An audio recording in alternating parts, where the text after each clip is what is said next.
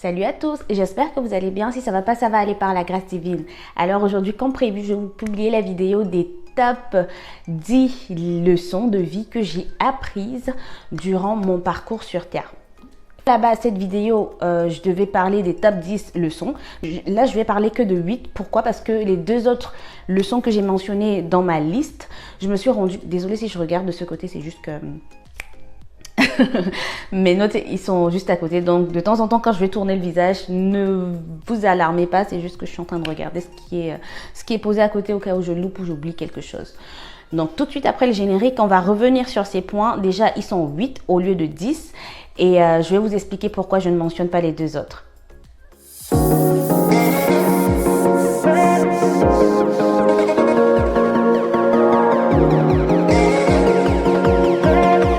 Alors déjà, like la vidéo d'entrée de jeu parce que c'est important.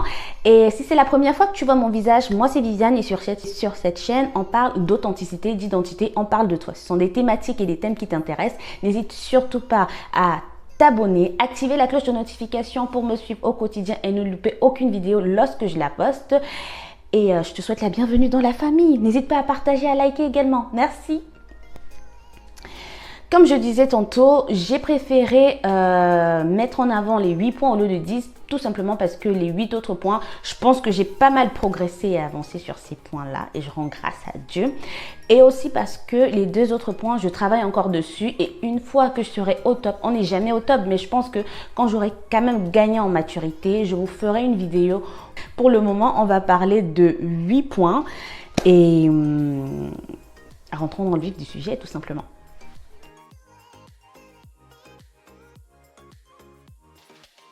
Je me suis rendu compte qu'il était très important de se connaître en tant que personne, en tant qu'être humain, avoir son identité, sa personnalité. Je dis se connaître, c'est peut-être connaître ses forces, ses faiblesses, ses atouts, ses limites aussi, parce que ça diffère d'une personne à une autre. Moi, par exemple, je sais que je suis une personne très... Je sais que je parle beaucoup. Voilà, des fois, on me dit que je parle beaucoup, mais j'ai comme l'impression, pour d'autres, je parle pas assez. Donc, de base, moi, je sais que depuis toute petite, on me disait toujours, tu parles beaucoup. Et j'avais pour, j'avais pour objectif d'être journaliste plus tard. Mais Dieu a fait que les choses se sont déroulées autrement. Et aujourd'hui, je suis plutôt dans tout ce qui est économie et gestion. Je suis plutôt dans la logistique. Ça n'a absolument rien à voir avec le journalisme. Mais de base, quand j'étais toute petite, on me disait, tu parles beaucoup. Donc du coup, la suite logique, ça serait de faire un travail où tu seras animatrice télé, journaliste, je ne sais pas quoi. Mais moi, je sais que c'est une force, parler beaucoup. Mais aujourd'hui, je perds ça de plus en plus. Pas que c'est mauvais en soi, c'est que je pense que Dieu, il nous a donné 2 yeux, une bouche et c'est pas pour rien. Et c'est pas pour rien, c'est plus mieux observer. Et là, il nous a quand même donné aussi 2 oreilles, donc on écoute plus au lieu de trop parler. Donc, voilà.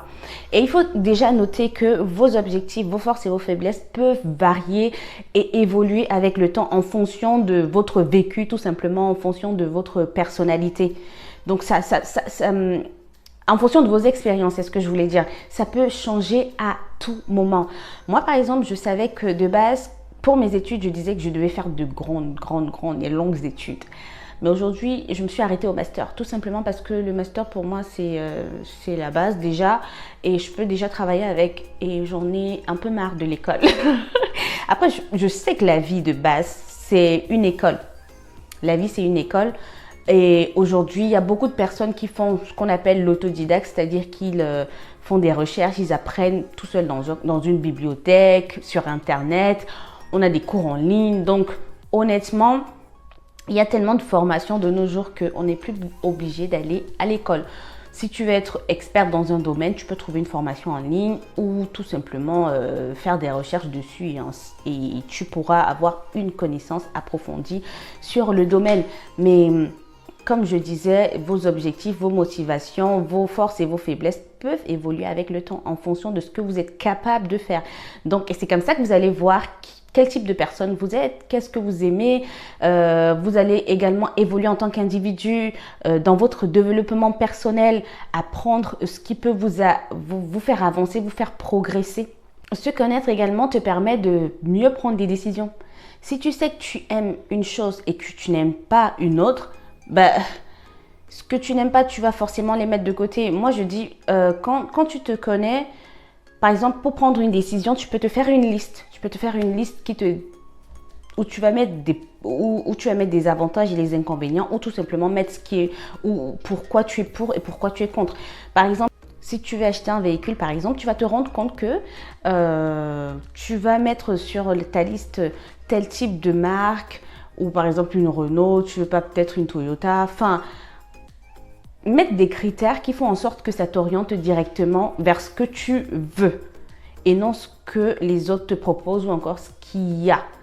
Tu choisis une décision qui sera alignée avec tes valeurs, tes choix, ton besoin, tes désirs et pas ceux des autres. Parce que laisse-moi te dire que si tu ne te connais pas, les autres ils vont connaître pour toi.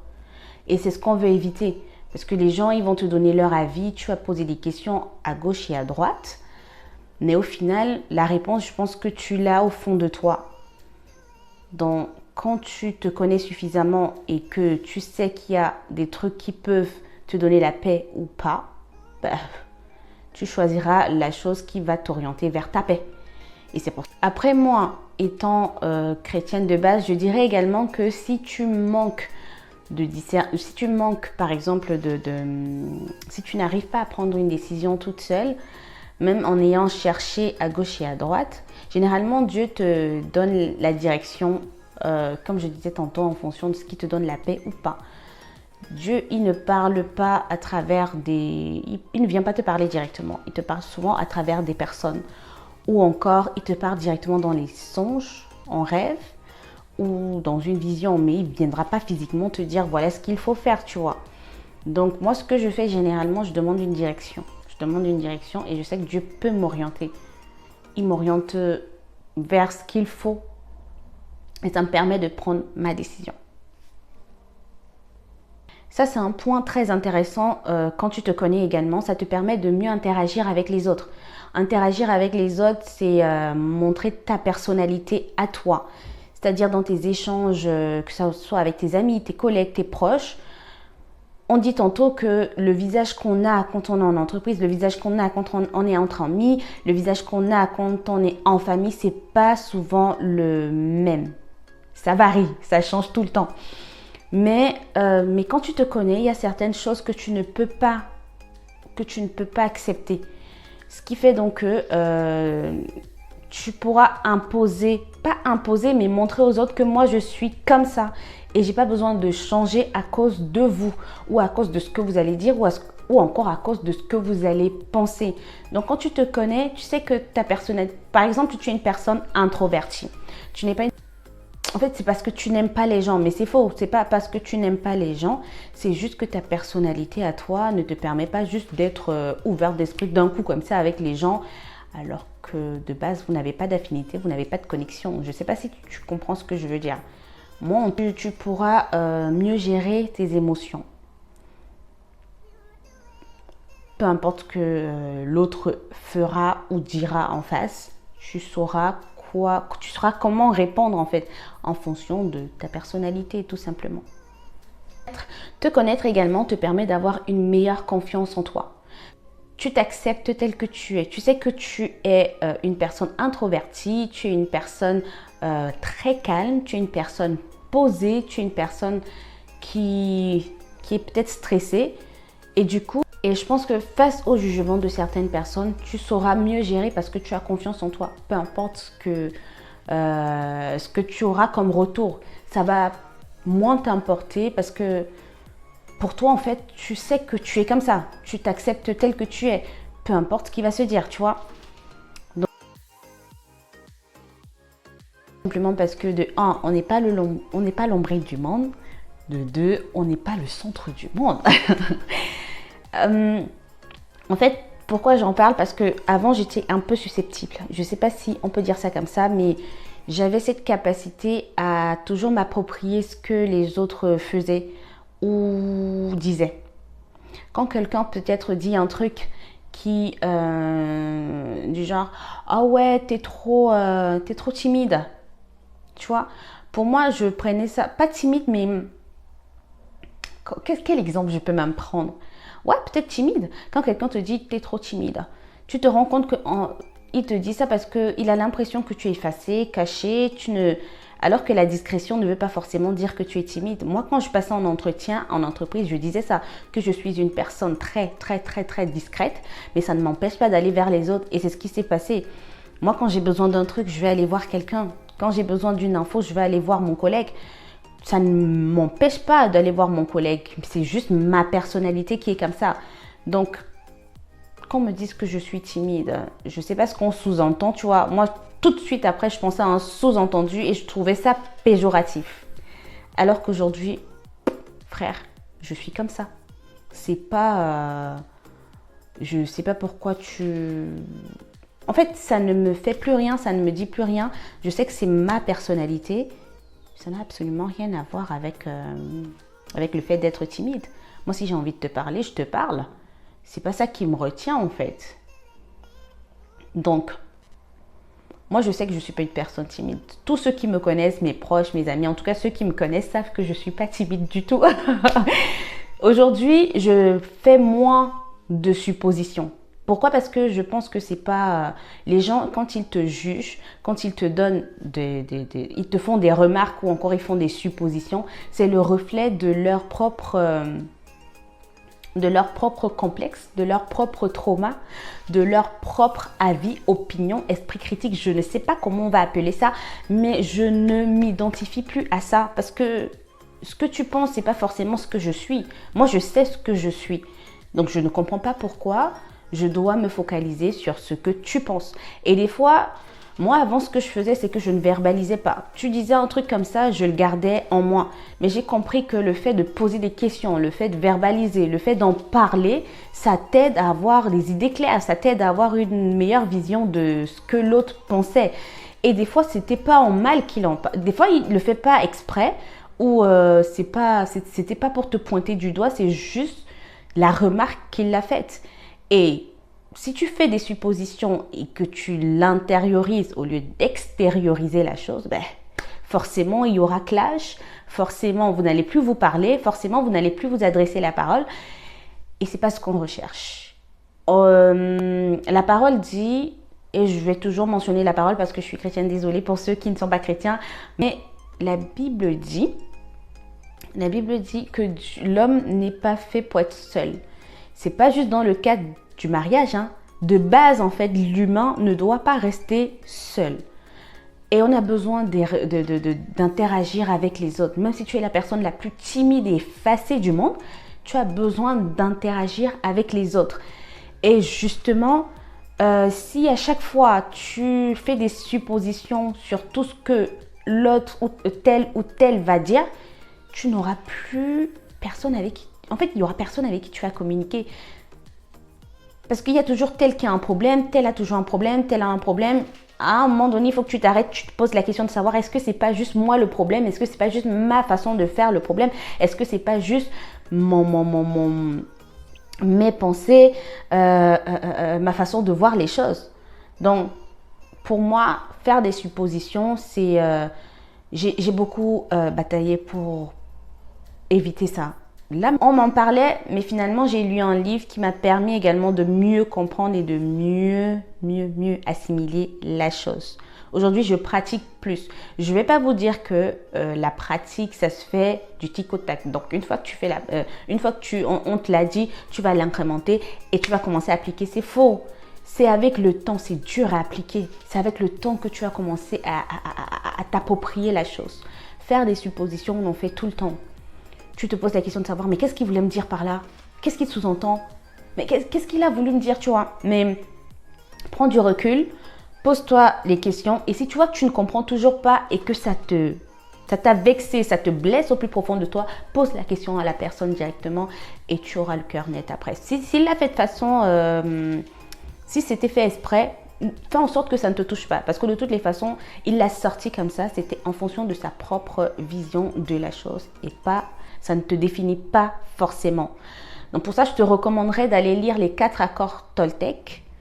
Il s'appelle comment? Miguel Cruz? Je sais plus, je vais essayer de voir l'auteur. Mais je vous mettrai le livre en barre d'infos et l'auteur également. Pour ceux qui veulent aller le chercher en librairie, je ne sais pas où, et le lire. C'est un très bon livre. Il y a 4 accords qui sont très bénéfiques, et notamment le fait de ne pas prendre pour soi tout ce qui se dit, ne pas faire des suppositions. Vous allez le trouver dans le livre, c'est mieux expliqué, c'est mieux éclairé, et là vous aurez plus de détails. Apprenez à vous aimer. Apprendre à s'aimer, c'est très important. C'est très important pour la personne et pour ton environnement. T'aimer, c'est te valoriser, éviter l'auto-sabotage. Pourquoi je dis l'auto-sabotage? Parce que quand j'étais plus jeune, je m'auto-sabotais beaucoup. En mode, ah ouais, je peux pas faire ci, ah ouais, je peux pas faire ça, tu vois. T'aimer, c'est éviter de quémander de l'amour auprès des autres. Parce que ça aussi, c'est, oh là là, c'est un réel témoignage. Un très, très, très grand témoignage. Quand tu ne t'aimes pas assez, les autres vont te manipuler. Quand tu ne t'aimes pas assez, les gens vont te traiter comme tu te traites en fait.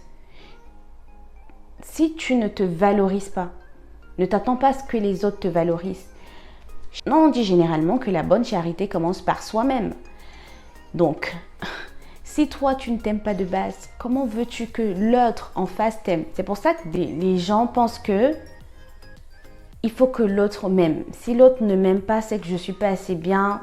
En fait, ça commence à donner des traumas, ça commence à créer un manque de confiance en toi, alors que t'aimer, c'est la base en fait.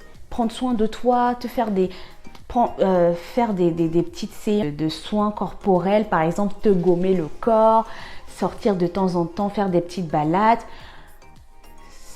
C'est apprécier ta compagnie, ta propre compagnie. Moi, j'en connais. Moi, au départ, j'aimais pas. C'est pas que j'aimais pas ma compagnie, mais le fait de rester seule, je me posais la question de savoir est-ce que je suis normale, est-ce que c'est juste que j'appréciais le temps que je passais avec moi. J'appréciais le temps que je passais avec moi. Des fois, c'est pas facile. Tu as l'impression d'être toute seule, c'est la solitude. Non, mais c'est aussi accorder de l'importance à toi-même, à t'aimer. Donc apprenons, et je pense que c'est encore la chose que j'apprends, à identifier toutes les pensées négatives, ce qui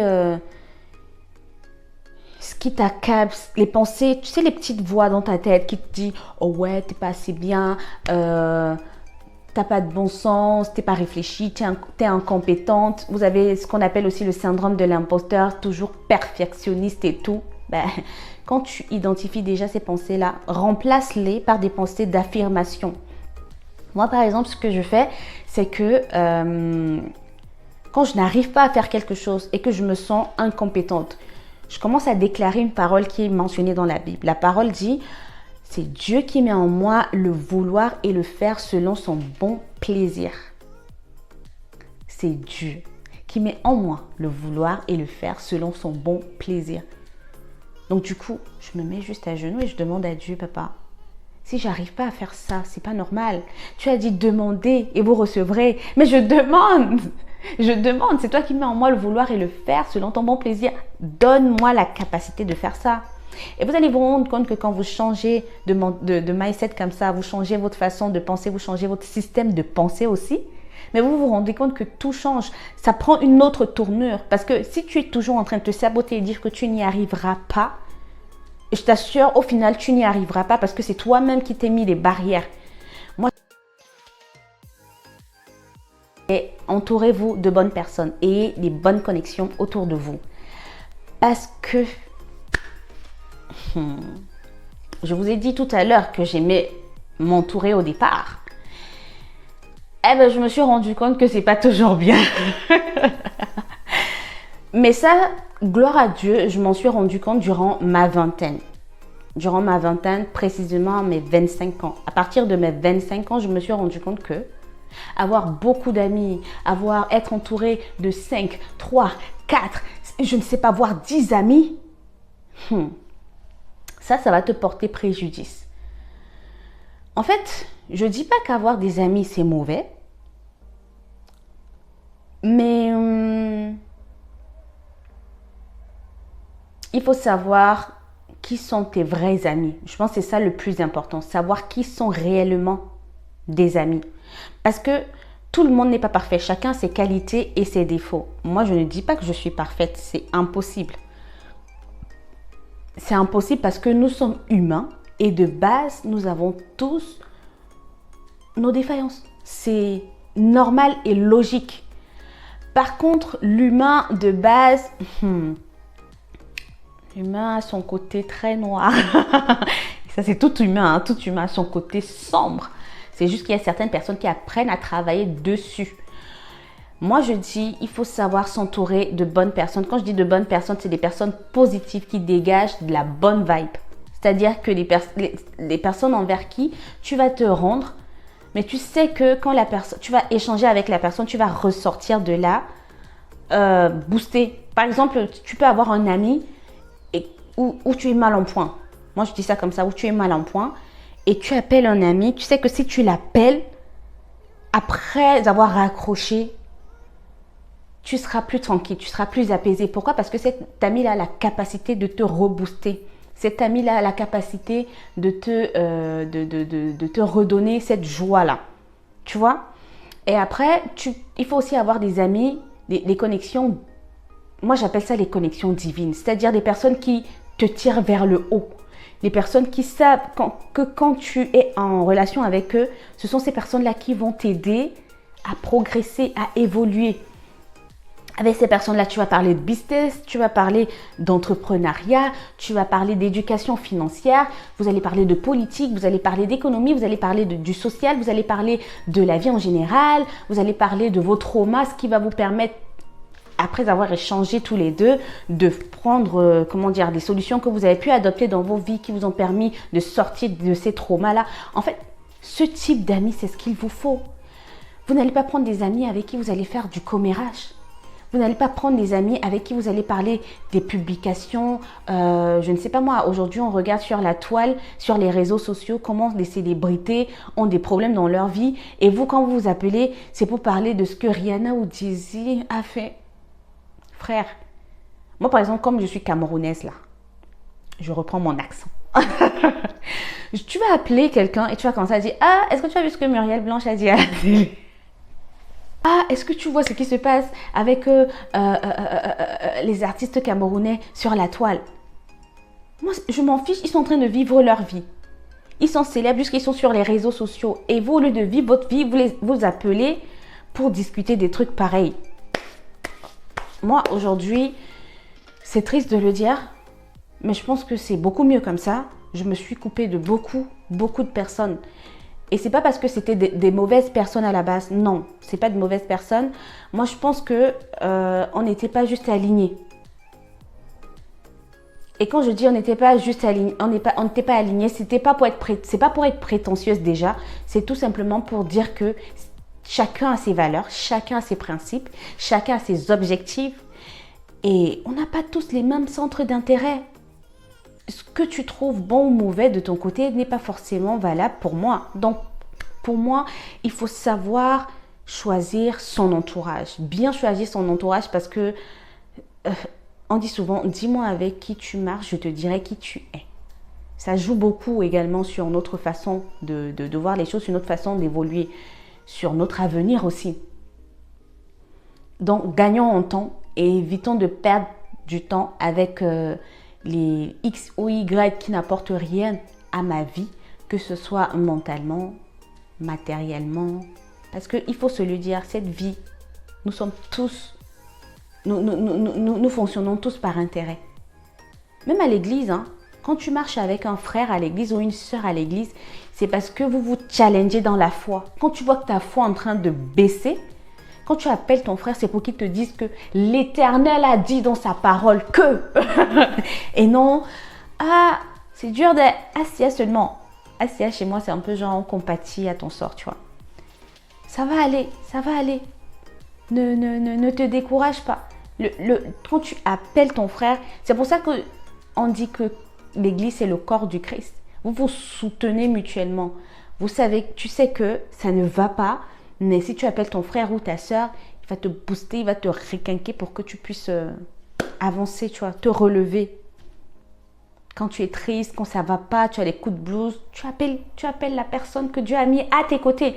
Et je tiens à mentionner ici qu'il y a des personnes qui sont de passage dans vos vies. C'est une réalité. Il y a des personnes qui sont de passage dans vos vies. Ne vous dites pas que, ouais, Dieu m'a connecté à cette personne, en fait, elle est mauvaise. Non, elle est venue, elle a fait ce qu'elle avait à faire dans ta vie et elle est repartie. Demain, quand tu avanceras, il y aura une autre personne qui va mettre devant toi. C'est comme ça. Ainsi fait la vie. Il y a des personnes qui sont là pour un temps et qui ne seront plus là demain.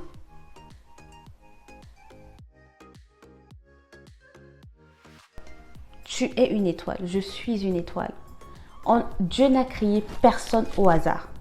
Dieu n'a créé personne au hasard. Si tu n'étais pas fait pour être quelqu'un ou une personne ou impacter ou encore accompagner quelqu'un dans cette vie, tu n'allais pas tout simplement naître. Ta vie sur terre, c'est pas anodin en fait. Dieu ne t'a pas amené ici pour rien. Il t'a amené parce que tu avais un rôle à jouer sur cette terre. Et si tu te rends compte que tu ne rentres pas pleinement dans ta destinée, demande-la à Dieu. Tu es une étoile. Dieu a mis en nous une étoile. Je vais prendre le cas de Jésus. On dit que Jésus s'est fait chair pour nous montrer comment vivre sur la terre. Et quand Jésus était né, il est né comme une personne insignifiante. Il est né avec une étoile qui brillait dans le ciel. Et on a dit qu'il y avait 3 mages qui sont allés le voir. Pour te dire que tu es une étoile et que ton étoile brille, ça veut dire que tu as quelque chose à apporter sur cette terre. Le monde verra cette chose. L'ennemi verra cette chose. Et moi, je me suis rendu compte que je ne suis pas née au hasard. Non. Je dis ça pourquoi? Parce que quand moi, je suis avec les gens disent toujours que j'ai une belle énergie. On va toujours dire, ah, elle est naturelle. Ah, elle est belle. Ah, elle est intelligente. Mais moi, je me rends compte que c'est pas ce qu'ils disent qui m'identifie. Ça, je le savais déjà de base. Je l'entends depuis que je suis toute petite. Je le savais déjà de base. Je ne suis pas là au hasard. Mais durant notre parcours de vie, on se pose cette question parce qu'on se rend compte qu'on ne rentre pas pleinement dans notre destinée. On a tellement de coups durs, on a tellement les situations, les combats, les challenges, les défis. Et on en arrive à se poser la question de savoir qu'est-ce qu'on fait réellement là. Mais en fait, c'est parce que tu as un rôle à jouer là. Il faut juste savoir qu'est-ce que Dieu a mis en toi et qu'est-ce que tu dois manifester pour apporter ça aux autres. Je dis ça pourquoi? Parce que quand l'étoile est sortie dans le ciel, quand Jésus était né, ça a orienté les rois mages vers lui. Et Hérode a dit à ces rois mages là, quand ils partaient le voir, que quand vous allez revenir, passez par moi. Moi, je veux aussi aller rencontrer le Messie, parce on disait que le roi était né, c'était le Messie, c'est lui qui était venu sauver les enfants de Dieu en général. Tous, parce qu'à la base, il est venu pour les enfants d'Israël, mais au final, il a dit, allez, faites des nations mes disciples. Ce qui veut dire que on est également des enfants de Dieu. Peu importe ta nationalité, peu importe ton continent, peu importe ta religion, peu importe d'où tu viens, peu importe ton ethnie, ton pays, tu es un enfant de Dieu. Et le roi Hérode a donné cet ordre, l'ordre de tuer tous les enfants mâles dans Bethléem, où Jésus était né.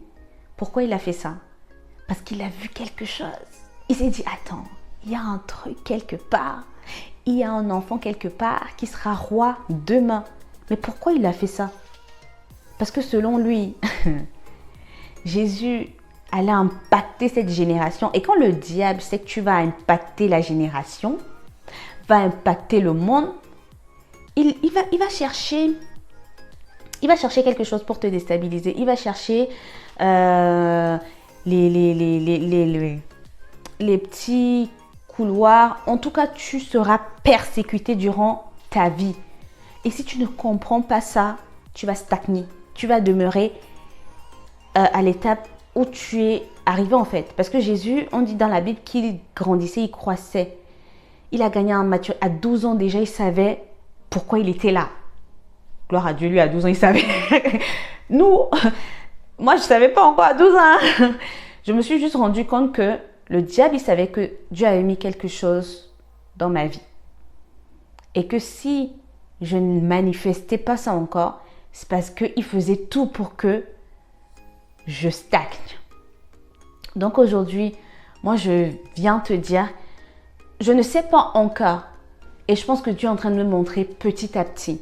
Mais je pense, non, je ne pense même pas, je confirme que je ne suis pas là au hasard. J'ai un rôle à jouer, j'ai quelque chose à apporter avant de partir. J'ai un rôle à jouer. Et toi aussi, tu as un rôle à jouer. Et si tu n'es pas conscient de ton étoile, le diable, il va te bouffer. L'ennemi va te bouffer. Alors, le point 7, c'est le savoir. Il faut avoir de la connaissance. Alors, on peut dire que tu es intelligent, intelligente, mais des fois, moi, ça, je l'ai rencontré beaucoup dans mon milieu professionnel. C'est normal, c'est parce qu'il faut connaître les sujets. Et pour connaître les sujets, il faut faire des recherches. Il faut lire. Il faut s'instruire. Écouter des documentaires, je ne sais pas, mais il y a un moyen de pouvoir maîtriser les sujets. Si tu ne les maîtrises pas, ne serait-ce qu'avoir une idée là-dessus. Et moi, ça m'a beaucoup posé problème parce que des fois, j'étais frustrée durant des échanges avec des collègues ou encore des amis. Au début, je me suis dit non, le sujet ne m'intéresse pas, du coup, je ne participe pas. Et c'est pour ça d'ailleurs que j'ai mentionné que les gens pensaient que j'étais timide, mais ça n'avait absolument rien à voir. C'est pas que ça me bloque, c'est juste que je ne vais pas parler ou je ne vais pas échanger sur un truc que je ne maîtrise pas ou je ne comprends pas. Tout simplement parce que je ne veux pas dire de bêtises et je préfère écouter et apprendre au lieu de les interrompre pour pouvoir interagir. Je ne sais pas moi, ça n'aura aucune valeur ajoutée. Mais je me suis rendu compte que ça dépend, c'est aussi culturel. C'est aussi culturel. Si dans ta culture de base, tu n'as pas été éduqué, tu n'as pas été amené à beaucoup lire, à voyager, à chercher, à essayer de comprendre certaines choses, ou encore tu pouvais pas te le permettre tout simplement, je pense que ça sera un point bloquant plus tard, parce que aujourd'hui, on a tout sur Internet. Aujourd'hui, alors que les gens avant, ils allaient dans les bibliothèques pour pouvoir s'instruire. Nos parents, je me souviens au Cameroun, plus intelligents qu'eux, il n'y en a pas. Plus intelligents qu'eux, il n'y en a pas. Alors qu'aujourd'hui, la génération actuelle, ce qu'on appelle la Gen Z, donc nous, ceux qui sont amenés à impacter le monde demain, nous sommes la génération qui s'abrutit. Je suis désolée de le dire comme ça, mais on ne cherche plus à comprendre, on ne cherche plus à s'instruire. On passe notre temps à scroller sur les réseaux sociaux de matin, jour et nuit. C'est-à-dire, on ne fait plus rien de nos journées. Tu vas voir quelqu'un rester comme ça. Et moi, je le fais toujours. Je le fais aussi. C'est pas que je suis en train d'indexer quelqu'un. Non, je le fais aussi. Scroller, passer son temps sur Internet, sur TikTok, Instagram, Facebook. C'est bien de se divertir de temps en temps. Moi, j'appelle ça un peu de la distraction. Mais se concentrer sur ça, c'est pas top. Et du coup, moi, ce que j'ai fait, c'est que je me suis fixé pour objectif de lire des livres. Je lis des livres pour pouvoir m'améliorer sur certains points, acquérir plus de vocabulaire, améliorer ma communication, m'aider à mieux argumenter et verbaliser certaines choses, mettre les mots sur mes sentiments aussi, parce que ça c'est important. Des fois tu ressens un truc, tu es frustré de l'intérieur, mais tu sais même pas comment tu vas pouvoir l'exprimer. Et moi je pense que la lecture m'aide davantage à le faire. Aujourd'hui, il y a un gros changement entre celle que j'étais dans la vingtaine, je veux dire à partir de mes 20-25 ans, entre celle qui avait 20-25 ans et celle qui a eu 25 et 30 ans aujourd'hui. Il y a une grosse différence. Et je rends grâce à Dieu pour ça parce que c'est lui qui m'oriente, c'est lui qui me montre, c'est lui qui me dirige. Parce que moi, j'ai eu des personnes, des connexions déjà, des personnes qui m'ont boosté, qui m'ont amené à lire. J'ai eu des personnes avec qui j'ai échangé, j'ai débattu sur certains sujets, notamment mon mari, mon époux. Avec lui, on parle de tout et de rien. C'est quelqu'un qui sait, en fait, peu importe le sujet, vous allez échanger. Moi, je pense que vous recommandez une chaîne. Je vais la mettre en barre d'infos s'il y a des personnes qui sont intéressées. C'est la chaîne d'Aligra. Elle s'appelle Aligra, mais la chaîne s'appelle Lady Chic Glam. J'ai beaucoup appris avec cette dame. Pourquoi je mentionne son nom ici? Parce que avant que je ne rentre, je crois que ça fait 3 ans maintenant que je l'écoute. Ça fait 3 ans que je l'écoute depuis 2022. Donc 2022, 2023, 2024, j'écoutais Aligra en boucle. En fait, Lady Chic Glam, c'était la chaîne YouTube à laquelle j'étais scotchée. C'est une dame tellement intelligente. Quand je dis qu'elle est intelligente, mais une intelligente de ouf. Et tu peux t'identifier moi, je parle pour les femmes noires. Vous pouvez vous identifier à elle parce qu'elle est de base intelligente, elle est africaine et elle s'exprime tellement bien. Et au départ sur sa chaîne, elle proposait des livres. Elle avait une sorte de groupe de lecture. Au début, j'avais intégré son forum, mais après, elle a monétisé ses vidéos. Donc il y a certaines vidéos qui n'existent plus sur YouTube. Elle publie 2-3 trucs sur YouTube, mais si tu veux vraiment la suivre, il va falloir payer malheureusement. Mais ne vous inquiétez pas, vous avez des vidéos sur YouTube. Je mettrai le lien en barre d'infos pour ceux qui s'intéressent. Mais c'est très important de suivre ce type de contenu au lieu de suivre des contenus banals qui n'ont ni queue ni tête sur les réseaux sociaux. Moi, je recommanderais vivement de l'écouter parce qu'elle parle de tout type de sujet. Elle parle beaucoup plus pour les femmes, pour celles qui veulent se marier, pour celles qui veulent apprendre comment entretenir leur foyer.